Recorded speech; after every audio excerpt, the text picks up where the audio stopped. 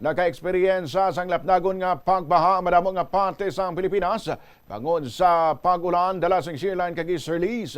Naglabot sa tuhod ang pagbaha sa Tacloban City sa Leyte kag nagbaha man sa Victoria sa Oriental Mindoro. Sa South Cotabato naman pila ka mga barangay ang ginbaha kag naguba pa ang Taytay bangod sa mabaskog nga daludo sang tubig sa suba. Naapektuhan man ang bahin sang Valencia City, Bukidnon, amuman sa Cagayan de Oro City nga nagresulta sang pagkaguba sang mga puloy-ahan. Ginbawian naman sang kabuhi ang isa ka individual sa Camarines Sur kag isa naman ang missing bangod sa pagkulob sang isa ka sakayan.